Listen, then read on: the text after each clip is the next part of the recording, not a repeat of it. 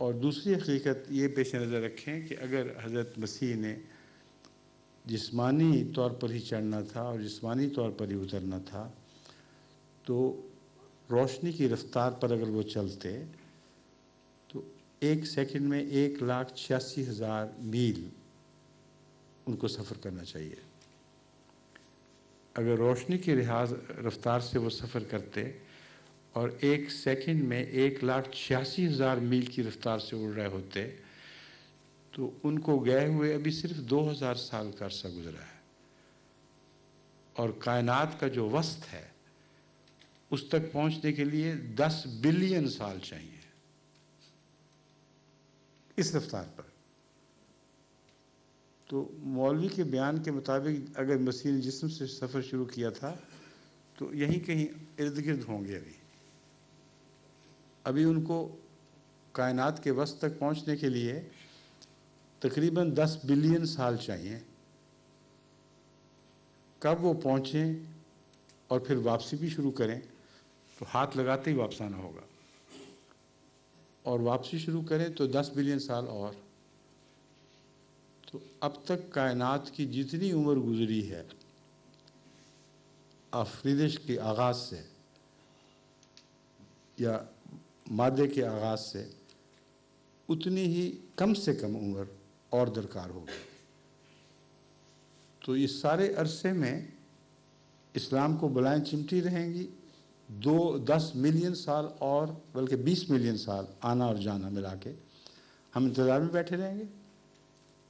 ایسی لغو بات ہے کہ ناممکن ہے جو حضرت صلی اللہ علیہ وآلہ وسلم کو وہ حکیم سمجھتا ہے جو خدا نے سمجھا، آپ کی طرف ایسی لغو بات منسوخ کرے، یہ گستاخی ہے۔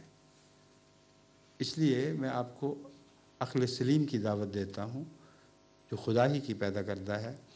ان باتوں پہ غور کریں تو آپ کا دل اس کے سوا نتیجہ نہیں نکال سکتا کہ در حقیقت میں مہدی اور مسیح ایک ہی وجود کے دو نام ہیں۔ جو اللہ سے فیض یافتہ ہوگا، کیونکہ مہدی کا مطلب ہے جو ہدایت یافتہ ہو، تو ہمارا عقیدہ یہ ہے کہ مہدی خدا سے ہدایت پاتا ہے، اور وہی مہدی ہے جو مسیح کے طور پر اس دنیا میں ظاہر ہوگا۔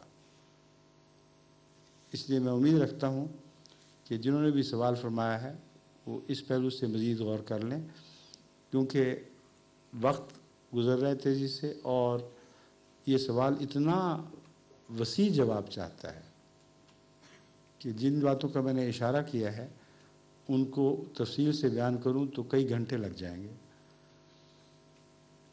ایک بات صرف میں بتا دوں کہ اگر لفظی پیشگوئی کو سچا ماننا ہے لفظاً، تو پھر مسیح کے نزول سے پہلے جو لفظاً اپنے جسم سمیت اترے گا، کچھ اور چیزوں کا ہونا ضروری ہے۔ مثلاً ان سوروں کو مارنا ہے اس نے جو دنیا میں پھیلے ہوں گے، اور ان صلیبوں کو توڑنا ہے جو دنیا کا مذہب ہوں گی، اور اس گدھے پر سواری کرنی ہے جو دجال کا گدھا ہوگا، اور دجال کو اپنی تلوار سے قتل کرنا ہے۔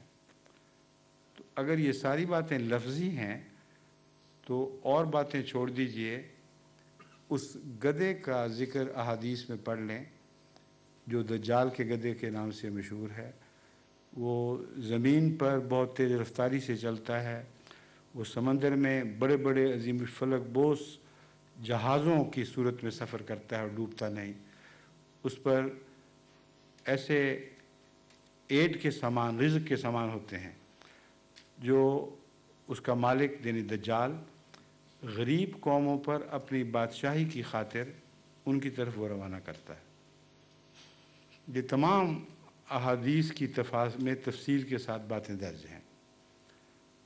تو ایسا گدھا جب تک پیدا نہ ہو جو حدیث کے الفاظ میں اس تیزی سے دنیا میں سفر کرتا ہو، جس کے پیٹ میں سواریاں بیٹھیں، جو سمندر میں عظیم الشان جہازوں کی صورت اختیار کر لے، جو ہوا میں اڑے اور بادلوں سے اوپر تیز رفتاری سے एक ही जस्त में मशरिक़ और मग़रिब के फ़ासले तय कर ले।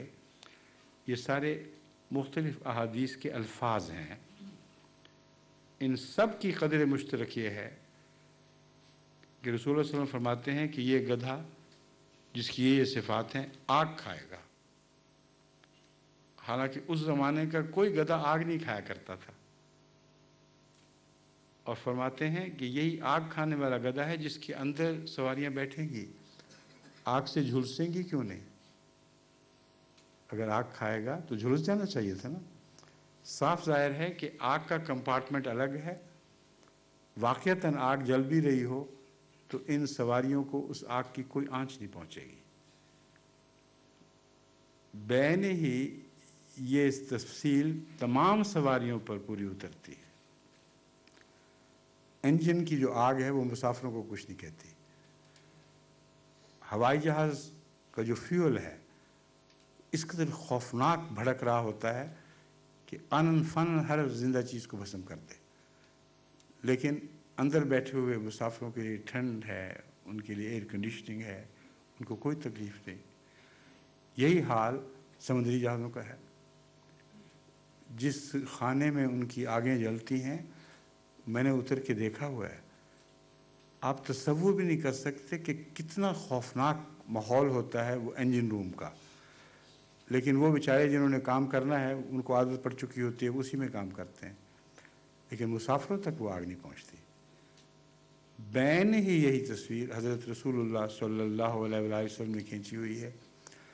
बस इन उलमा का क्या हाल है कि दुनिया के सबसे अजीम पेशगोइयाँ करने वाले रसूल की बातों को बच्चों की कहानियों में बदल देते हैं।